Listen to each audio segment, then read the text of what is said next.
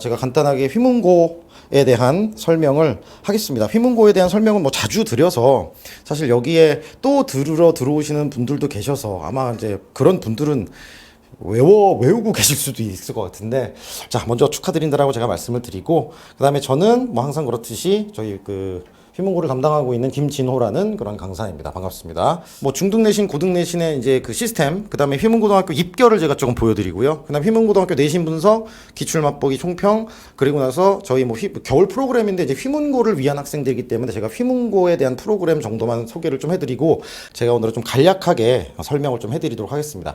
일단 뭐 이 부분 제가 뭐 길게 설명 안 하고 중학 내신과 고등 내신의 어떤 차이, 좀 처음 들으시는 분들도 있을 테니까, 중학교 내신 같은 경우에는 뭐 아시다시피 이 시스템 자체가 평가 자체 시스템이 다릅니다. 그래서 중학 내신은 절대평가죠. 얘는 절대평가이고요. 그 다음에 고등학교 내신은 상대평가입니다. 아주 간략하게 말씀드려서 중학교 때 내가 90점을 맞았다. 근데 뭐 중학교 가면은 90점은 되게 많이 맞거든요. 그래서 90점이 되게 많습니다. 보통 한 상위 20%에서 30%, 많게는 40%, 또 코로나 때문에 굉장히 쉬웠을 경우에는 뭐 휘문 중 같은 경우에는 55%가 막 90점이 넘고 막 그랬었던 경우도 있었는데, 만약에 뭐 한 35% 정도, 즉 90점 정도가 그 중학교 시절 때 상위 35% 정도에 이렇게 위치 포지션을 하고 있다라고 한다면, 고등학교에서의 30%는요 3등급에 해당하는 그런 점수가 나옵니다. 왜냐하면 상대평가라는 것은 말 그대로 서열을 매긴다는 얘기거든요. 그래서 상위 4%까지가 1등급이고요.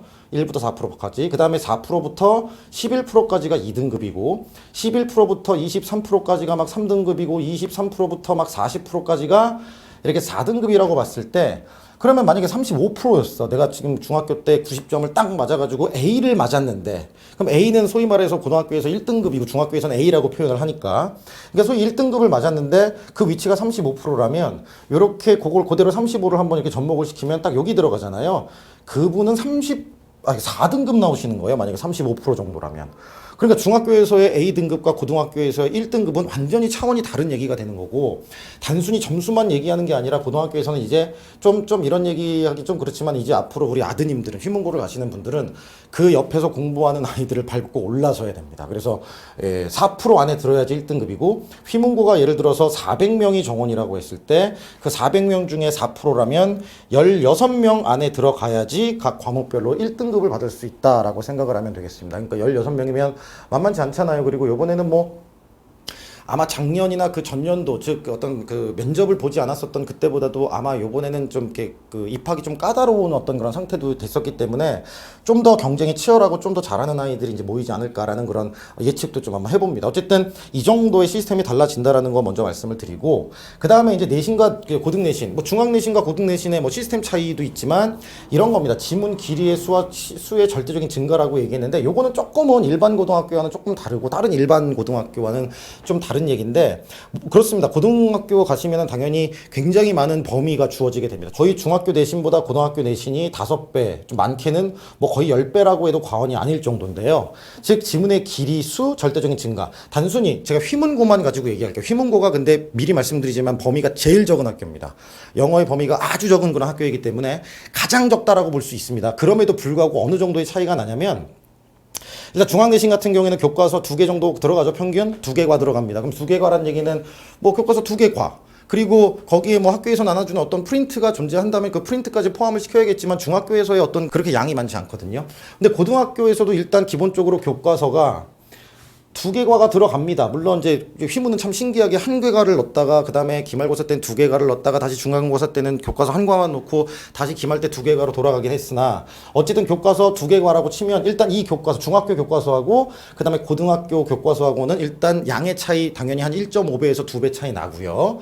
자, 그런 다음에 여기엔 부교재가 들어가게 되죠. 물론 고등학교마다 다 부교재는 다 천차만별이고요. 게다가 휘문고등학교는 그 부교재가 아주 극강의 어려운 그런 부교재를 선택하고 있습니다. 좀 이따가 보여드리겠지만은 어드밴스드 리딩 엑스퍼트 2라는 교재를 사용하고 있는데, 그 교재는 저 고등학교 가장 극상위의 어떤 그런 그 실력을 요하는 어떻게 보면 선행을 요하는 거죠. 그죠? 그 정도의 난해한 어떤 지문들, 그리고 굉장히 긴 지문, 그렇게 나와 있는 그 부교재가 선정이 되어져 있고요. 이게 작년에 바뀐 건데요. 그 전년도에는 능률 고급 독해라고 또 역시 고급 독해이기 때문에 일반 뭐 주변에 뭐 어렵다라고 뭐 정평이 나 있는 진선이나 뭐 여러 학교들이 있지 않습니까? 근데 그런 학교들의 부교재도 뭐 쉽지 않은 부교재이지만 단순 부교재의 어떤 그런 난이도만 봤을 때는 휘문 부교재 난이도가 가장 높습니다. 그래서 어쨌든 그런 부교재가 들어갔는데 부교재 지문이 대략적 한 5개, 평균 5개 지문이 들어갑니다. 그러면 5개 지문이면 뭐야? 이럴 수 있어요. 다른 어떤 학교의 부교재들은 모의고사 모음집이 대부분이기 때문에, 물론 좀 이따가 중동은 조금 다르겠지만 부교재 같은 경우가 보통은 모의고사 모음집입니다. 그래서 그 모의고사의 모음집에다가 또 이제 모의고사까지도 또 들어가거든요. 이게 무슨 말씀이냐면 이제 당장 이제 휘문고에 입학을 지금 했으니까 당장 2달 뒤에, 즉 2달 뒤란 얘기는 3월 달이죠. 즉 3월 초 또는 중순 그 사이쯤에 아이들 모의고사 봅니다. 이제 고등학교에서 모의고사를 보는데 3월 달하고 그다음에 9월 달하고 11월 달을 서울교육청에서는 보게 합니다. 경기도 교육청 같은 경우에는 6월 달하고 11월 달 2번을 보는데 서울교육청 같은 경우는 3월 달, 9월 달, 11월 달 3번을 보게 만들죠. 그러니까 3월 달에 당장 모의고사를 본다라는 얘기거든요. 물론 이 모의고사가 뭐 얼마나 어렵겠느냐, 뭐 당연히 중학교 3학년 때까지 네가 얼마나 열심히 공부했느냐를 평가하는 모의고사라서 뭐 되게 쉽다라고 생각할 수 있지만은 요즘에 영어의 트렌드 자체가 굉장히 좀 어려운 어떤 트렌드가 됐잖아요. 지금 수능도 계속해서 막 6%대 7%, 6에서 7% 정도까지 1등급에 나오고, 그다음 뭐 대원외고 같이 그렇게 외고 학생들도 뭐 그 영어의 어떤 그런 즉 90점이 넘는, 즉 1등급이 20%가 안 된다 뭐 이런 얘기가 들릴 정도로 영어가 굉장히 어려워지기 때문에 요 3월 달 모의고사도 뭐 생각보다 그렇게 요즘에는 이제 쉽지가 않습니다. 뭐 한 불과 뭐 2, 3년 전에까지만 해도 굉장히 쉬웠었는데 약간 조금 난해한 어떤 그런 모의고사 식으로 나오는데, 뭐 어쨌거나 이런 그 고등학교 1학년 모의고사가 이런 식으로 보게 되면 이 모의고사 자체도 시험 범위에 들어가게 됩니다. 다른 학교는요. 근데 휘문은 이 모의고사 시험 범위에 들어가지 않습니다. 굉장히 다르죠? 일단 모의고사가 안 들어가는 거고요. 다만 부교재가 5개 지문이 들어가는데 요 지문 하나하나가 다른 학교는 부교재도 모의고사의 모음집이거든요. 근데 그 부교재 그 모의고사 모음집에서 한 20개에서 25개 정도의 지문이 들어가고, 그 다음에 여기 있는 요 모의고사를 실제 봤던 교육청 모의고사도 범위에 들어가기 때문에 타 학교들은요, 그 지문 자체가 대략 한 50개 정도, 한 40에서 많게는 50개, 또 더 넘어가는 그런 학교도 존재합니다. 즉 양적으로 굉장히 많습니다. 근데 휘문은 5개 지문이라고요. 다만 이 한 지문이 대충 모의고사 한 3개에서 4개 정도의 길이를 가지고 있는, 절대적인 양으로는 그 정도라고 판단했을 때 5개니까 여기다가 5를 한번 곱해보죠. 대략 한 15개 모의고사 지문의 양이라고 생각하시면 되고, 다만 그럼 15개라면 아까 제가 한 50개 정도, 평균 40개에서 50개 정도의 지문이 타 학교는 들어간다고 말씀을 드렸는데, 다만 이 15개밖에 정도밖에 안 되는 어떤 이 지문 자체의 난이도가 굉장히 극상이라는 얘기가 되는 겁니다.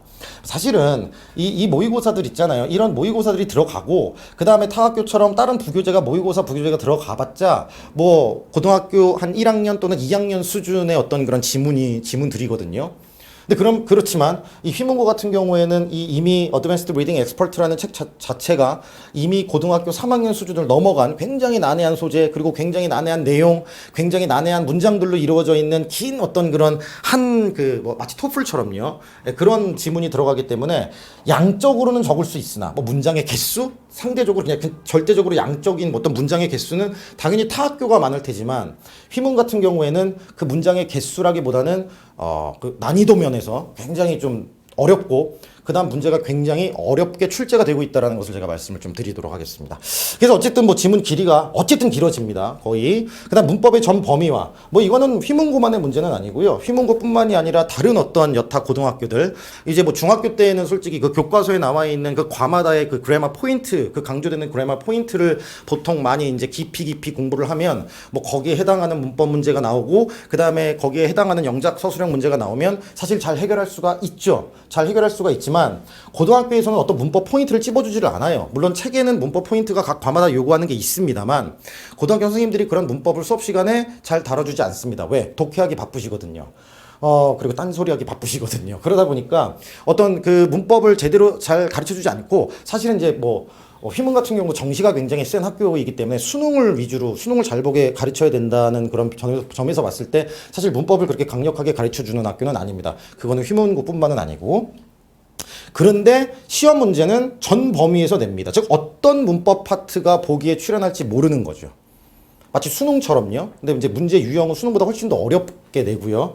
서술형도 마찬가지고요. 어떤 문법을 요구하는 문장이 영작으로 나오게 될지를 모르는 거죠. 그래서 문법을 일단 전 범위를 다 숙지하고 가셔야 된다. 그래서 요번 뭐 휘문 고등학교뿐만 아니라 솔직히 뭐 다른 고등학교를 지금 이제 진학을 앞두고 있는 학생들은 적어도 3월까지는 문법을 1독 또는 2회독은 하고 정리를 하고 가셔야지만 그나마 이제 내신에서 좀 해결을 할 수 있을 것이다라고 제가 말씀을 좀 드립니다. 물론 뭐 시험 대비 막상 3월달에 시험 대비를 또 들어가게 되면 거기에 남아있는 문법을 하나하나 짚어주고요.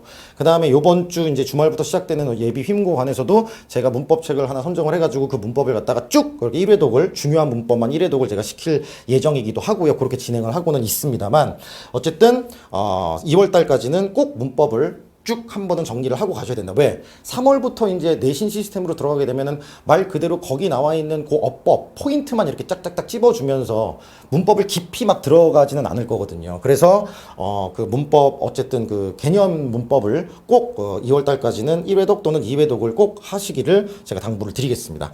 자, 넘어가서요. 요거는 이제 휘문고등학교 입시 결과입니다. 그래서 입시 결과인데, 뭐 2023학년도는 아직 산출이 되지 않았죠. 아직 정시가 아직 그 결과가 안 나왔기 때문에. 근데 2022학년도까지 입시 결과를 제가 보니까 이건 중복 합격, 그다음에 졸업생 표암. 그러니까 중복 합격이라는 것은 서울대도 붙고 연대도 붙고 뭐 이런 거 그런 거를 다 포함했을 때 2020학년도에 서울대학교가 이렇게 갔다가 2022학년도에 서울대학교 굉장히 많이 갔습니다. 물론 재수생 포함입니다. 그다음에 연대도 보면은 점점 늘어나고 있고요. 고려대도 점점 늘어나고 있으니까 이거 거의 뭐 입시에 대해서는 휘문고는 거의 이 주변에서는 거의 짱급이라고 보시면 되겠고요. 특히 이게 이제 가장 최고죠. 의학계열도 지금 2022학년도에 가장 많이 붙은 그런 어떤 경우가 되겠습니다. 조금 하여튼 점점 입결이 굉장히 좋아지고 있습니다. 네. 게다가 뭐 정시에 굉장히 강한 학교이기 때문에 그 정시가 또 요즘 굉장히 강화된 상황에서는 입결이 좋을 수밖에 없다라고 생각을 하시면 되겠습니다. 자, 그 다음에 요거는 이제 입시 결과 중에 재학생의 입시 결과를 제가 가져왔는데 2021학년도 재학생과 2022학년도 재학생을 봤을 때 자, 재학생 수는요, 줄었습니다. 이건 단순히 재학생 수거든요. 재학생 수가 인문계는 확 줄었습니다. 그죠? 거의 39명이 줄었습니다. 왜냐하면 이과가 판치는 세상이 됐기 때문에 어떤 인문계는 이제 줄었고요. 그 다음에 자연계도 역시 마찬가지 정원이 조금 줄었죠. 한 12명 줄었고요. 그래서 총 합계 어떤 그 인원이 이렇게 줄었는데, 근데 오히려 서울대, 연대, 고대, 그리고 의예과를 봤을 때는 오히려 늘었습니다. 그렇죠? 오히려 입시 결과는 늘었다라는 것을 보시면 되겠습니다. 뭐 인문계 같은 경우야 워낙 이제 그 인원수가 줄었기 때문에 수가 조금 확 줄긴 했죠. 26명에서 8명으로 줄었지만 이건 인원수가 많이 줄은 그런 상태고요. 그런데 오히려 자연계는 더 많이 지금 현재 이렇게 보시면 합계적으로 더 많이 늘었고요. 그럴 수밖에 없습니다. 지금 현재 휘문고등학교에는 12개 반이 존재하게 되는데 그중에 2개 반만 문과고요. 그리고 나머지 10개 반이 이과입니다. 게다가 뭐 문과에는 또 이제 예체능 하는 그런 학생들도 포함이 돼 있고 체육 특기자 이런 애들도 다 문과에 보통 포함이 되기 때문에 거의 문과 진정한 어떤 그런 퓨어한 어떤 그런 문과생들은 그렇게 많지는 않다라고 생각을 하시면 되겠습니다. 이과가 판치는 세상이고 그래서 수학하고 과학이 굉장히 어려운 그런 학교가 되겠죠. 예. 자, 이런 어떤 좋은 입시 결과를 보여주고 있다라는 사실. 그리고 역시 또 2021년과 2022년에 의대 진학 탑 순위를 제가 한번 봤는데 2021학년도에는 상상고가 탑이었습니다. 예.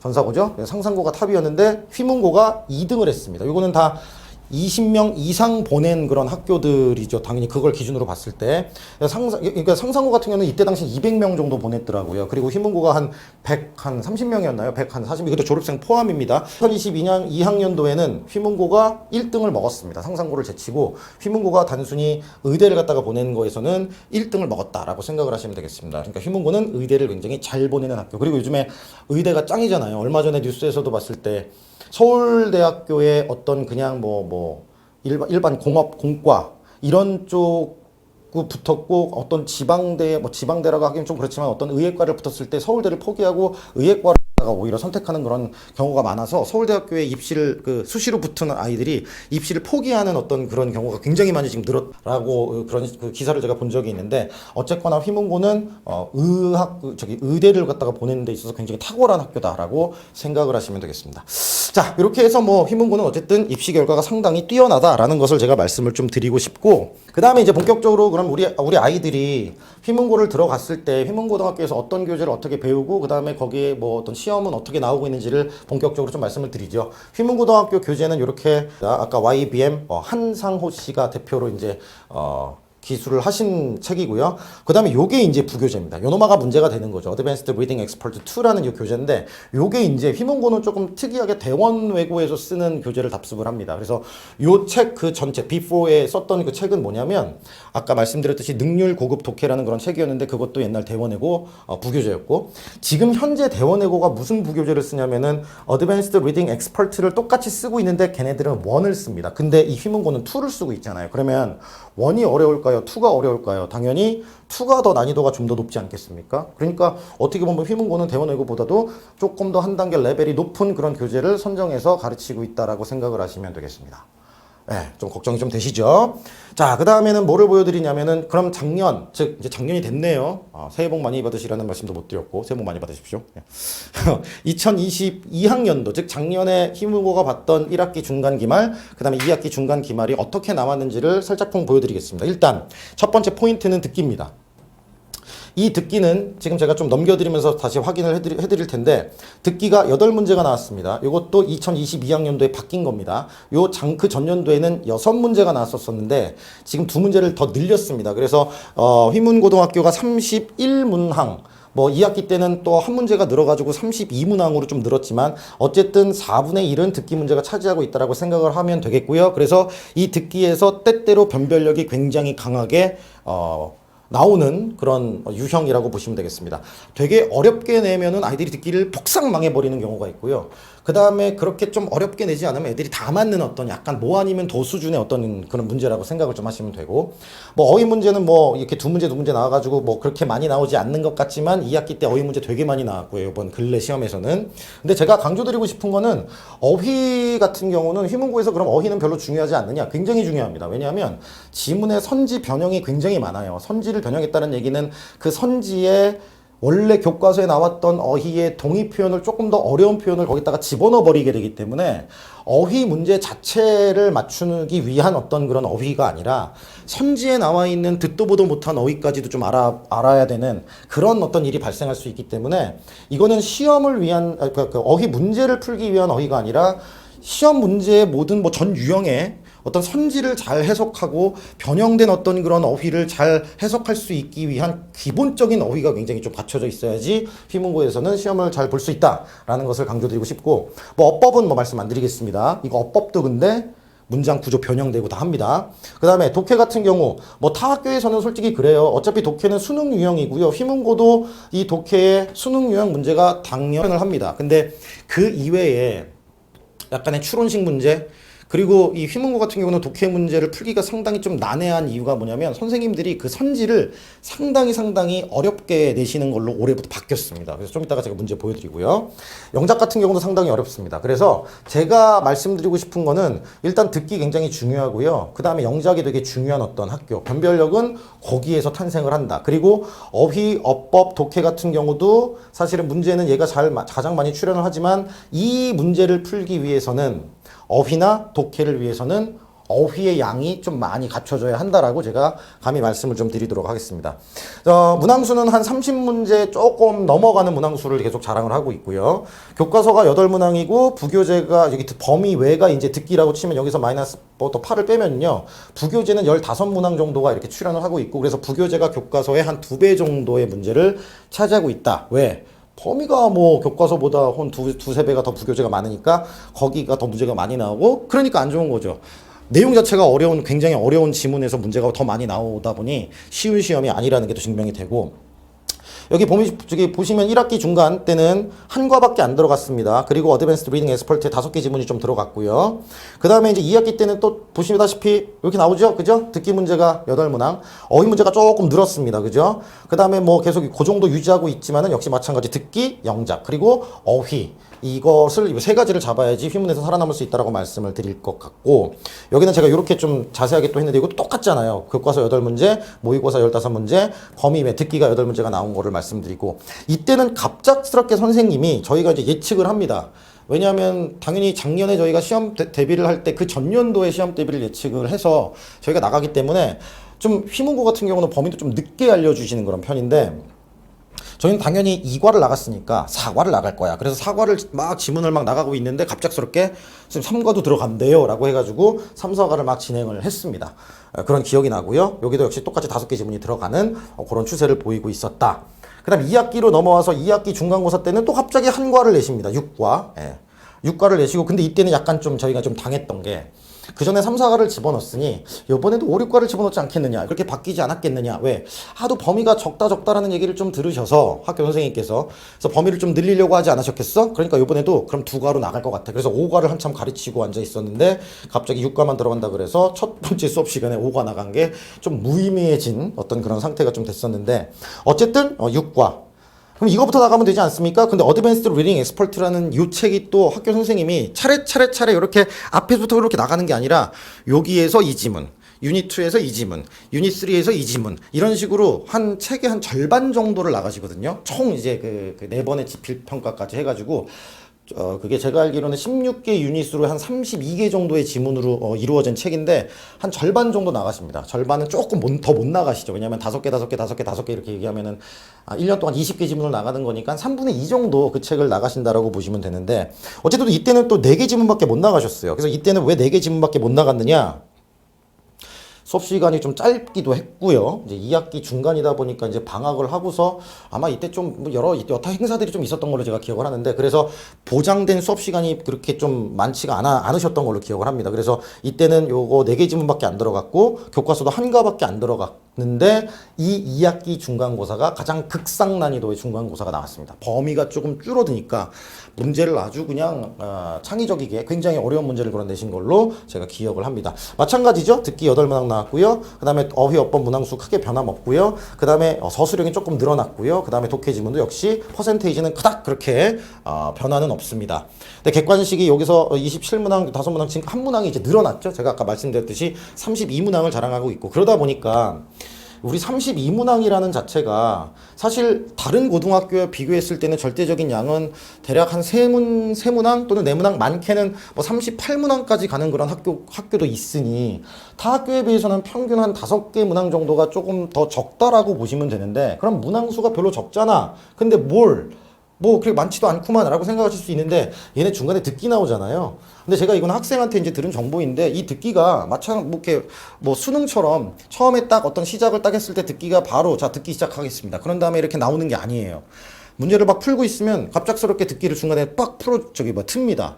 그러면 얘들이 한참 어떤 문제를 막 풀고 있는데 갑자기 듣기가 확 나와버리면 듣기를 이제 들어야 되잖아요. 그리고 휘문고의 듣기의 특성은 뭐냐면, 그냥 일반 수능 듣기가 아니라 지금 현직 그 외국인 교사 사이먼이라고 제가 알고 있는데, 그 현직 외국인 교사가 직접 본인이 녹음을 해서 합니다. 그리고 내용 자체가 굉장히 까탈스럽습니다. 되게 무슨 우리 코로나에 대해 관련된 어떤 그런 시사, 그다음 무슨 정치, 경제, 막 이런 어떤 과학과 관련된 어떤 그런 좀 긴 어떤 그런 지문을 직접 녹음을 해서, 일부러 빨리 녹음을 하시는지 아니면 그걸 1.2배로 조금 빠르게 트시는지는 모르겠으나, 근데 발음이 또 그닥 그렇게 좋진 않다라고 제가 얘기를 들었는데, 게다가 휘문고 같은 경우에 또 어느 반 같은 경우는 스피커가 굉장히 좀 안 좋아서 듣기에 상당히 좀 잘 안 들린다라는 그런 얘기도 좀 있었고, 아마 이때인가 싶은데요. 이때인가 2학기 중간이었나 아니면은 1학기 기말이었던 걸로 기억합니다. 1학기 기말 때는 그래서 아이들이 듣기를 거의 되게 많이 들렸습니다. 그러니까 내용도 조금 어려웠고, 그 다음에 듣기 어떤 음질 자체도 굉장히 안 좋았고, 일부러 선생님이 V 발음하고 푸 발음을 갖다가 일부러 조금 이상하게 막 주기도 하고, 막 그래가지고 좀 소위 좀 아이들을 좀 헷갈리게 만드는, 일부러 그렇게 골탕을 먹였는지는 모르겠으나 약간 그런 문제가 나와서, 듣기 때문에 그때 아이들이 지필고사를 잘 봐도 듣기에서 막 한 3-4문제가 나가버리는, 그럼 벌써 10점이 깎이는 거거든요. 그래서 그때 제가 알기로는 1등급 컷이 90점 정도, 원래는 작년까지만 해도 작년이 아니라 1회가 지났으니까 재작년 이제 2021학년까지만 해도 평균이 막 1등급 컷이 99점 또는 100점 막 이렇게 나왔었거든요. 그러니까 뭐 하나만 틀려도 3등급 이 정도로 좀 난이도가 좀 쉬웠었어요. 원래 휘문고가 좀 역사적으로 봤을 때 얘네들이 2011년도인가 그때 이제 자사고가 되면서 굉장히 어려운 사실 학교였습니다. 좀 많이 악명 높은 학교였는데 2017년 정도부터 굉장히 쉬워집니다. 쉬워져서 그 기조가 한 2021년도까지 한 3, 4년 정도는 굉장히 좀 쉬운 어떤 학교로 분류가 됐다가 바로 작년 2022년도부터는 휘문고가 상당히 어려워졌습니다. 근데 또 한 가지 정보를 드리자면 이건 비단 휘문고의 문제만이 아니라 휘문중학교도 요번에 2022학년부터는 상당히 난이도가 어려워져서 제가 이제 휘문중학교 2학년도 휘문중 2학년도 맡아서 이제 그 내신을 진행하고 있는데 휘문중 2학년 같은 경우에는 2021학년도 때는 평균이 뭐 한 80점대 후반이었다가 요번에는 평균이 67점으로 확 떨어진, 즉 한 20점 정도가 평균이 떨어졌거든요. 그만큼 문제를 일부러 이제 올해부터는 좀 어렵게 내는 기조로 바뀌었다라고 생각을 하시면 되겠고, 이런 기조가 올해는 그럼 계속될 것이냐? 저는 크게 변하지 않을 것 같다라고 생각을 합니다. 그래서 요번에도 쉽진 않을 것이다. 라고 생각을 하고, 뭐 요번 기말고사는 조금 쉬웠어요. 그래서 약간 뭐 평이한 어떤 시험이 나왔다라고 하지만 그럼에도 불구하고 그거는 이제 여태까지 너무 어려워서 약간 평균 올려주려고 하는 것이었는지는 모르겠지만 그럼에도 불구하고 어쨌든 어려운 기조는 계속 진행이 될 거다라고 생각을 하면 되겠고요. 자, 이때도 듣기 8문제고요. 이때는 어휘 문제가 상당히 많이 출연했습니다. 자, 그러다 보니까 상대적으로 독해 문제가 조금 줄어들었고요. 그다음 영작 문제 그대로 유지하고 있고요. 예. 이렇게 해서 뭐 크게 변화는 없죠. 그죠? 문제가 하나 늘어나가지고 교과서에서 아홉 문항이 좀 나온 거 빼고는 크게 문제될 것 같고, 역시 교과서가 기말이라서 2가가 들어갔고, 그 다음에 어드밴스드 리딩 엑스퍼트 2에서 역시 5개 지문이 들어갔습니다. 12강에서 16강. 즉, 이게 아까 유닛 16개로 이루어진 것이기 때문에 중간중간 띄엄띄엄 이렇게 주면서 책은 어쨌든 뭐 다는 아니었어도 끝에 있는 지문까지는 다뤘다라고 생각을 하시면 되겠고, 요 부교재가 이제 올해도 그대로 선정이 될 것으로 저는 생각을 좀 합니다. 왜냐하면은 이 전에 썼던 능률 고급 독해도 2년 정도 썼거든요.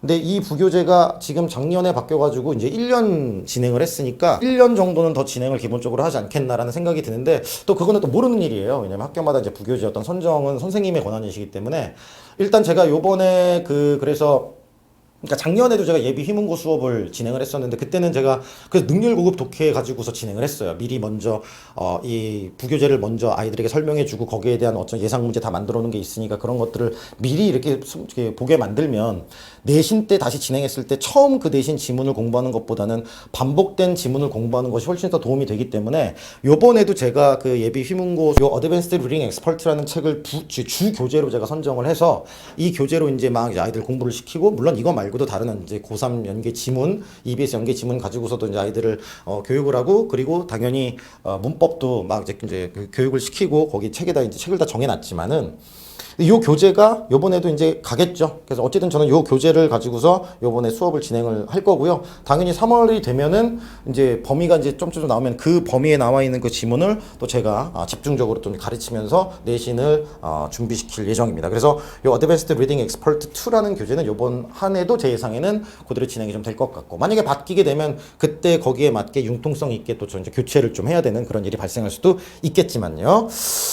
자, 그러면 이번엔 그 문제를 갖다가 대충 좀 보여드릴게요. 문제를 보면 리스닝 문제입니다. 리스닝 문제는 뭐 제가 뭐 리스닝 지문을 갖다가 드릴 수는 없기 때문에 뭐 문제는 이런 식으로 나와요. 그래서 얘가 뭐 4번 문제였고, 뭐 그 다음에 작년에 나왔었던 뭐 8번 문제였는데, 제가 이거를 갖다 왜 가져왔냐면, 사실 듣기가 어차피 듣기 지문을 듣고, 그 다음에 여기에 이게 뭐 코리안 템플 쿠진 그래가지고 뭐 한국의 어떤 그런 절에서 만드는 어떤 요리에 관련된 그런 내용이었나 본데요. 근데 어쨌든 이게 중요한 게 아니라 듣기에 나오는 선지를 한번 보시라고 제가 이렇게 보이실지는 모르겠으나, 이 선지를 보시면 이 데케던스라는 단어도 있고 서린이라는 단어도 있고 그 다음에 articulate이라는 단어가 있는데, 이게 사실은 고등학교 1학년 수준의 단어는 아닙니다. 고등학교 3학년에서도 저 데케던스를 아는 어떤 그런 학생들은 거전 없다라고 보셔야 되고요. 뭐 서린이나 articulate도 사실 고등학교 3학년 정도 돼야지 나오는 어떤 그런 단어인데, 이런 단어를 갑자기 주는 거죠.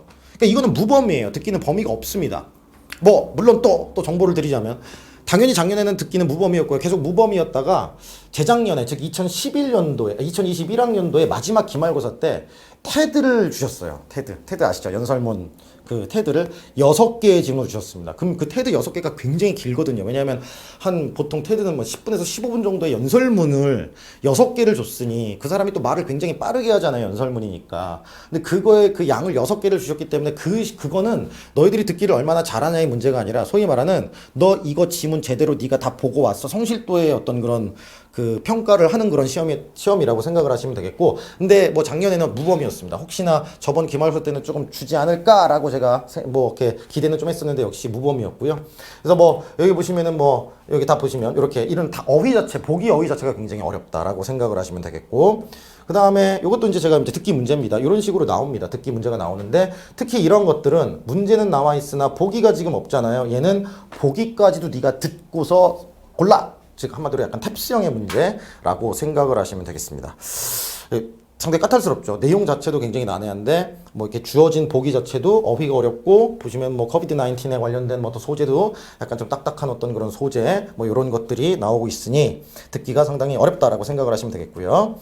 그 다음에 이제 문법 같은 경우는 사실 뭐 크게 몇 문제 없지만은 제가 왜 요거만 들고 나왔냐면 A가 정답이라서 들고 나온 건 아니고요. 선지 변형을 갖다가 보여드리기 위해서 그러니까 지문을 변형했습니다. 자, 여기 더 쇼크 앤 인디그네이션이 나왔는데 여기도 더 쇼크로 시작하죠. 근데 지금 원문에서는 made가 동사였고요. clear라는 목적격 보호가 먼저 나왔고 목적어가 길어서 뒤로 뺐습니다. 즉 한마디로 어떻게 보면 도치된 문장이 나온 거고, 이 정도의 그 목적어와 목적격 보호가 도치된 문장이 나왔다는 얘기는 얘는 교과서가 아니란 얘기죠. 그죠? 얘는 부교재라는 얘기입니다. 근데 얘를 이렇게 바꿔서 어법 문제를 내신 겁니다. 그래서 요까지는 똑같은데 make를 render로 바꿨습니다. 근데 render라는 단어도 뭐 뭐뭐하게 만들다라는 그런 뜻인데 이 make라고 똑같은 뜻인데 사실 이 단어도 고등학교 1학년 수준보다는 조금 높은 단어예요. 그리고 학생들이 단어를 그렇게 강하지가 않습니다. 여러분 아마 어머님도 아마 그 우리 그 휘문고 붙은 우리 아들한테 그 학생한테 한번 단어를 물어보시면 생각보다, 근데 저도 남자지만 남자 비하 발언 아닙니다. 남학생들이 단어 외우기 진짜 극단적으로 싫어하지 않습니까? 그래서 단어를 많이 축적을 안 시켜놓는 경우가 많아요. 그러니까 렌더라는 단어 자체도 사실은 몰라, 무슨 뜻인지 모르는 상태에서 원래 원 지문을 만약에 빠삭하게 외웠다면, 물론 외울 수도 없는 양이고 외우기도 힘든 어떤 그런 지문이지만 만에 하나 외웠다고 쳐도 이 단어 자체가 이렇게 바뀌었고요. 얘는 목적어를 먼저 줬습니다. 목적어를 이렇게 원 위치에 집어넣고 그리고 목적격 보호를 뒤에다가 이렇게 때린, 즉 구조 자체가 바꾼 거예요. 근데 아이들이 딱 봤을 때 나한테는 익숙하지 않은 지문이고 그럼 뭔가 이게 틀렸구나 라고 해가지고 A를 딱 하고 이제 고르는 어떤 일이 발생할 수도 있는 그런 일이 많이 발생했다. 그래서 그 문제를 제가 한번 가져와 봤고요.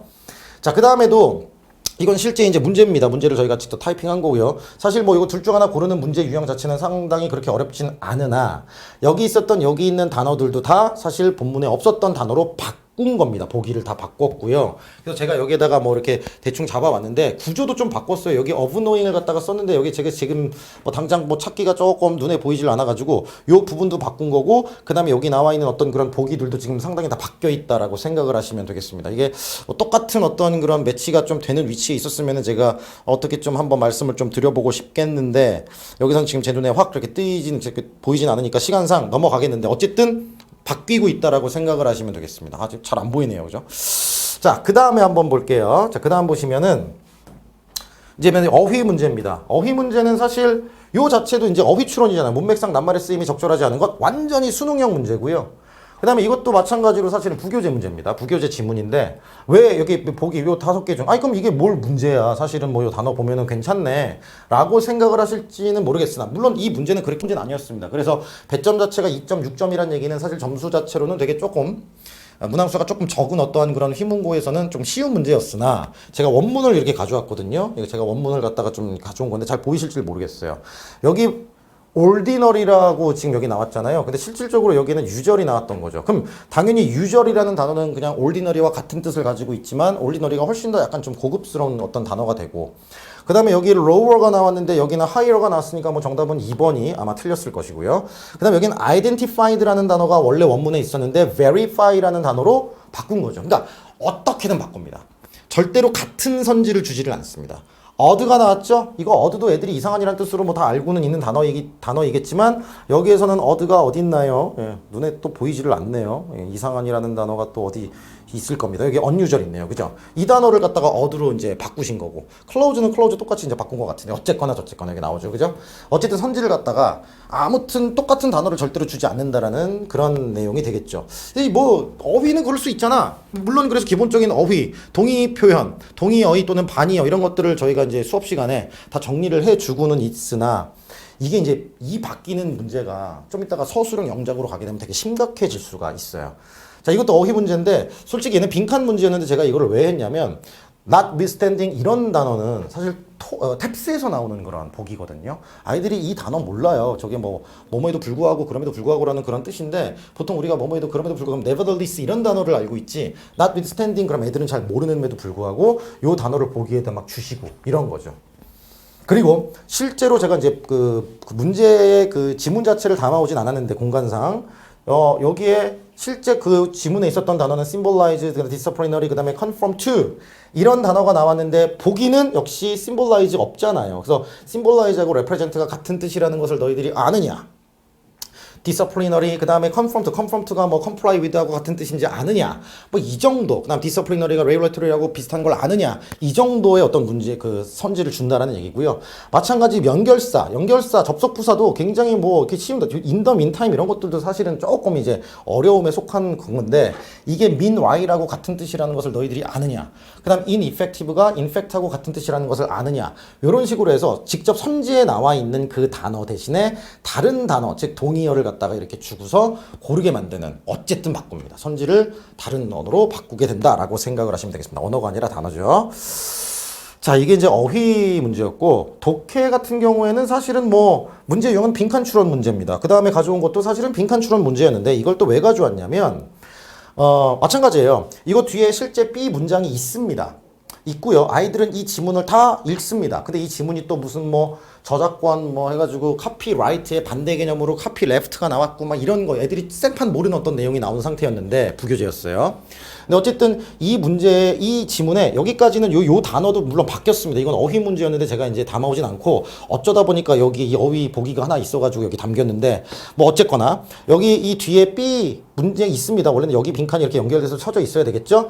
그래서 한 문장이 있는데요. 실제 문장을 보아하니 여기 이렇게 나와 있는 문장이었어요. modifying부터 이렇게 해가지고 이게 원문이었단 말이죠. 근데 이거랑 패러프레이징 된 거를 갖다가 집어넣어야 된다는 얘기죠. 그러니까 애들 입장에서는 여기에 원래 이게 들어갔었는데 이거를 다르게 표현한 이거를 갖다가 읽고서 똑같은 의미를 가지고 있는 걸 풀어야 되는데 이것도 굉장히 미묘하게 또 내십니다. 그러니까 딱 답이 딱 보이지 않게 미묘하게 논리적인 어떤 그런 너희들의 흐름 파악을 할 수 있는지 그걸 갖다가 내시는 그런 문제. 그래서 독해 문제가 사실 휘문은 만만치 않다라고 생각을 하시면 되겠고요. 그 다음에 이거는 제가 뭐 지문을 역시 드리지는 못하겠지만은 왜냐하면 너무 길기 때문에 좀 이따 시험지 보여드릴 거예요. 어떻게 시험이 배열이 되어 있는지 제가 왜 지문을 여기다가 다 담지를 못했는지를 좀 보여드릴 텐데 빈칸 A에 들어갈 말로 적절한 건 역시 지문이 이렇게 있었고요. 굉장히 긴 지문이었어요. 그 다음에 거기에 A라는 빈칸을 딱 주고서 여기에 뭐가 들어가겠니? 라고 했습니다. 물론 중간에다 빈칸을 줬는데 실질적으로는 A라는 여기 빈칸은 존재하지 않습니다. 그냥 A 없는 상태에서 문장이 연결이 되어져 있었던 상태에서 새로운 문장을 집어넣으라는 문제였어요. 그러니까 애들 입장에서는 여기 아무것도 들어갈 게 없었는데 갑자기 그냥 너희들이 읽고 그걸 갖다가 이렇게 뭐 근거로 해줄 수 있는 그 문장을 골라서 들어가. 한마디로 원래 없던 내용을 추가시키라는 어떤 그런 문제가 된 거죠. 그러니까 애들이 이 문장 되게 많이 틀렸고요. 그러니까 점수가 이렇게 높은 배점을 차지하고 있는 이런 문제까지도 나오고 있다. 게다가 이 자체 내용도 되게 어려웠거든요. 부교재가 쉬운 내용이 하나도 없어요. 뭐 거짓말쟁이 역설 막 이런 게 나와가지고 뭐 그런 거 있지 않겠습니까? 뭐 어머님한테 어머님 저 지금 전 거짓말쟁이입니다라고 이렇게 얘기를 했을 때 그럼 제가 지금 말하는 게 거짓일까요? 참일까요? 뭐 이런 거 있잖아요. 전 거짓말쟁이에요. 그러니까 내가 거짓말쟁이니까 내가 또 거짓말이면은 거짓말쟁이가 아니라는 얘기야. 막 이런 되게 막 꼬우고 그런 어떤 그런 논리적인 지문들이 막 나오고 있는데 거기에 대해서 생판 보지 못한 어떤 내용을 집어넣어서 빈칸을 채워봐라 이런 문제가 나왔고 그러니까 애들이 지문에 대한 내용도 생각해야 되고 이것도 막 이렇게 막 해석해서 막 써야 되는 거라고 생각을 하시면 되겠습니다. 그 다음에 요거는 뭐 내용 일치 문제입니다. 문제 유형의 내용 일치 문제는 솔직히 수능에서는 틀리면 바보 같은 어떤 그런 문제. 이 선지 자체가 굉장히 길어지고 굉장히 난해해졌다는 얘기가 되는 거죠. 그래서 선지를 잘 분석할 수 있는 기본적인 능력도 굉장히 중요하다라고 생각을 하시면 되겠습니다. 쉽지가 않네요. 그죠? 자꾸. 그 다음에 영작. 영작이 또 이제 문제가 되는 건데, 서술형 보시면 본문의 표현들을 활용해서 다음 문장을 영작하시려고 그랬는데요. 이거는 교과서에 나와 있었던 겁니다. 근데 교과서에는 이렇게 나와 있습니다. 그래서 prefer their home cooked meals made especially them. 그래서 얘네들은 특별하게 특별하게 만들어진 cook meals 이런 것들을 선호한다라는 얘기가 원래 이게 원문이었는데요. 갑자기 여기에다가 집에서 만든 그들의 식사를 자신의 사무실 근처 식당 음식보다 선호한다 해가지고 비교를 갑자기 뜻을 바꿨어요. 바꿔가지고 여기까지는 비슷하죠. prefer A까지는 바꾸네. to B를 갖다가 쓸 수 있느냐. 그러니까 요거는 창작해내야 된다는 얘기가 되는 거죠. 그래서 이것도 똑같은 영작을 내지 않습니다. 그리고 단순 배열은 절대 안 나오고요. 응용 배열이 나옵니다. 응용 배열이라는 얘기는 뭐냐면 어형도 변화하고 단어도 추가하고 그 다음에 이제 원문도 바꿨잖아요. 그죠? 그러니까 완전 변형된 어떤 영작이 나온다라고 생각하시면 되겠고. 이것도 마찬가지 교과서 내용이네요. 저 교과서 내용. 아침에 꽉 찬 기차를 타야 하기 때문에 그들은 자기 도시락을 가져가는 것이 어렵다는 걸 알 것이다. 이렇게 지금 이게 1이에요. 그죠? 그 다음에 이거 2를 나눠가지고 각각 채우라라고 얘기를 했고요. 근데 원문은 솔직히 이렇게 나온 게 원문이에요. 이거는 좀 잘 보이시죠? 그래서 문장이 역시 두 문장으로 나오기는 했는데 이게 원문인데 정답은 여기 보시면 find it difficult to 부정사에서 이 가목적어, 진목적어 구문을 이용하라고 했거든요. 근데 여기에 무슨 가목적어, 진목적어를 활용해라라는 어떤 문법적인 어떤 조건 그 힌트도 없었고 그냥 단어 4개만 딱 주고서 이 가목적어, 진목적어를 이용한 문장을 만들 수 있느냐를 평가하는 그런 문제였으니 가목적어, 진목적어 물론 그렇게 어려운 어떤 그 문법은 아니지만 학생들이 현장에서 과연 가목적어, 진목적어를 생각해서 과연 쓴 애들이 얼마나 될까라는 그런 생각이 듭니다. 이거 굉장히 어려웠습니다. 이것도. 이거 아까 거짓말쟁이 역설이라는 그 내용에 이걸 오히려 논리식으로 이 logic to 그 다음에 conclusion 이거 다 선생님이 창작하신 어떤 그런 지문입니다. 그러니까 책에 있는 그대로 지문을 낸 게 아니라 이런 식으로 예시를 이용해가지고 요거 논리적으로 여기 뭐가 들어가면 되겠니? 근데 하필이면 윗글에 있는 단어만 사용을 한 얘기는 여기 위에 엄청나게 긴 지문이 있는데 그걸 갖다가 거기 있는 단어를 사용해서 문장을 새로 만들라라는 그런 논리적인 생각과 추론과 그리고 영작까지도 평가하는 그런 문제가 나왔기 때문에 이 문제가 가장 극악무도한 문제였다라고 생각하시면 되겠습니다. 마찬가지입니다. 이것도 비슷한 건데 문장을 아침 바꿔요. 여기까지는 똑같은 걸 요구를 하셨어요. This worldwide. 근데 여기는 reputation을 썼고 여기는 fame을 갖다가 쓰셨어. 어쨌든 단어를 바꿔요. 그 다음에 여기는 똑같네요. 여기까지는 똑같은데 이제 이 뒷구조가 완전히 달라지죠. 원문은 both in the architectural feature 이렇게 했는데 여기에는 갑자기 as well as 이렇게 이용해 여기까지 가죠. 그죠? as well as를 갖다가 이용해라. 근데 as well as를 주시긴 주셨거든요. 근데 보통은 사실은 as well as 앞이 B고 뒤에 A다. 그래서 A뿐만 아니라 B도 라는 그런 놈은 우리가 보통은 아이들이 알기에는 나도 A but also B 이거랑 같은 거라고 보통 그렇게 계속해서 반복해서 배우거든요. 근데 그걸 both 원래는 A and B였던 문장을 as well as로 바꾸라고 하면 애들이 아마 잘 못 바꾸는 경우도 좀 있었을 것이다 라고 생각을 하시면 되겠습니다. 어쨌거나 원문 그대로 주는 거는 절대 없다라고 생각을 하시면 되겠죠. 예, 이게 이제 영작이고 마찬가지입니다. 이것도 영작 다 변경된 그런 영작이라고 제가 말씀을 드리고 싶습니다. 이렇게 영작이 좀 어렵거든요. 이거는 요약도 하는 거니까 사실 거기에 나와 있는 그 원문 그 자체가 아니잖아요. 그걸 갖다가 선생님이 이제 요약본으로 만드신 거고 그때 여기에 들어갈 말을 그 긴 지문에서 단어를 갖다가 찾아서 문법에 맞게 너희들이 문장을 만들어라고 했으니 기본적인 영어 실력이 조금 갖추어져 있지 않은 학생들은 상당히 좀 풀기가 어려웠을 것이다 라고 말씀을 드리도록 하겠습니다. 어법학교 영작하는 건 객관식으로도 나오고 있다라고 생각을 하시면 되겠고 그러니까 영작이 굉장히 조금 난해하다라고 생각하시면 되겠습니다. 니들은 어떻게 준비시키냐? 이거는 리뷰 테스트입니다. 그래서 리뷰 테스트라서 학생들에게 가르쳤던 내용을 항상 그 다음에 오면은 배웠던 내용에 대해서 이렇게 독해 문제 내고요. 마찬가지 독해 문제 항상 이런 문제가 나옵니다. 휘문에서는요. 문장삽입 문제가 나오고요. 그 다음에 연결사 이런 문제도 객관식으로만 나오잖아요. 그래서 제가 이제 이런 것들을 각각 쓰고 동기 표현까지도 좀 쓰라고도 하고요. 그다음 흐름상 어색한 어휘 문제 나오잖아요. 그래서 어휘도 좀 저도 변형시키려고 노력을 좀 하고 있고요. 그다음에 응용 영작을 항상 또 보고요. 그다음 당연히 어법상 어색한 것을 모두 찾아 무범위를 준 다음에 모두 찾아서 고쳐라라는 그런 테스트를 항상 보고 있고 마찬가지입니다. 그런 문제 유형으로 내면서 아이들을 복습시키고 있고 입니다. 그래서 이거 테드 지문 가지고서 듣기를 테드나 아니면 탭스나 아니면은 토플 그 지문을 가지고서 이렇게 빈칸을 알맞게 알맞게 좀 뚫고 요 빈칸을 처음에는 문제를 풀게 한 다음에 그 다음에 또 빈칸을 채워가면서 내용 파악을 한번 좀 해보는 듣기가 진행이 된다라고 생각을 하시면 되겠습니다. 자, 요거는 이게 휘문고등학교 시험지입니다. 뭐 시험지 원본은 아니고 그 시험지의 그 배치에 맞게 저희가 친 건데, 특징이 뭐냐면 얘는 이제 교과서고요. 지금 문제가 정확하게 보이진 않고 그냥 특징만 보시면 됩니다. 교과서에 뭐 문제가 두 문제가 딸려 있고요. 교과서 일부분에 두 문제가 이렇게 딸려 있고요. 그 다음에 여기 역시 마찬가지 교과서 일부분에 문제가 이렇게 좀 딸려 있는 그런 문제가 있죠. 근데 여기는 지금 지문이 이러면 요거 한 달락, 그 다음에 두 번째 단락, 세 번째 단락, 그리고 네 번째 단락. 이게 Advanced Reading Expert라는 부교재의 한 지문입니다. 그러니까 모의고사로 따지면 제가 아까 4개 또는 5개 정도 양이라고 제가 말씀을 드렸잖아요. 여기에 해당하는 문제를 이렇게 달아 놓으십니다. 이렇게 달아 놓으시고요. 마찬가지 여기부터 여기까지가 그 부교재 한 또 지문입니다. 그런 다음에 거기에 대한 문제를 이렇게 다라다라 이렇게 연결시키시고요. 그 다음 마찬가지로 여기도 그 부교재 지문 한 지문입니다. 그런 다음에 거기다 다다다닥 하시고 또 마찬가지입니다. 그죠? 이런 식으로. 예. 그러니까 굉장히 긴 지문을 그냥 통으로 준 다음에 거기에 막 변형을 때리시고 하기 때문에 학생들 입장에서는 되게 풀기가 싫고 가독성도 되게 떨어져요. 솔직히 말하면 막 시험지 되게 보기 싫습니다. 그래서 그런 문제가 좀 발생한다.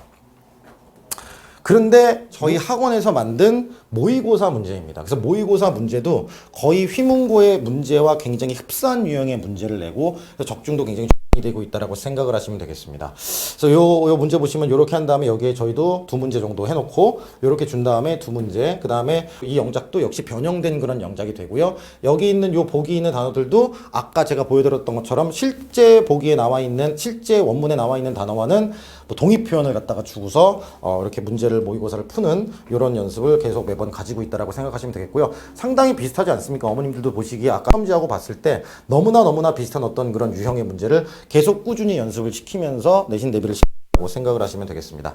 예, 계속해서 그런 시험 문제가 나오고 있고 되게 비슷하다라는 것을 제가 증명을 좀 해드리고 있는 그런 상태고요. 그 다음에 이건 뭐냐면 휘문고 영어 내신 백서라고 되게 좀 두꺼운 책이 있습니다. 저희가 이제 휘문고등학교 여태까지 기출되어 있던 모든 문제를 분석해서 출제 유형을 분석하는 어떤 이런 자료도 저희가 가지고 있다라고 생각을 하시면 되겠고, 휘문고등학교에서 어법은 어떤 식으로 나오고 어휘추론은 어떤 식으로 나오고 문장삽입 나오는데 어떤 식으로 나오고 이런 식의 연구서를 우리가 가지고 있다라고 생각하시면 되겠습니다. 네, 그래서 제가 이제 휘문고에 대한 말씀을 좀 드렸는데, 이게 휘문고를 정리를 하자면 사실은 이렇게 키포인트를 정리할 수 있을 것 같습니다. 일단 휘문고에서는 중요한 게 뭐냐면 일단 듣기.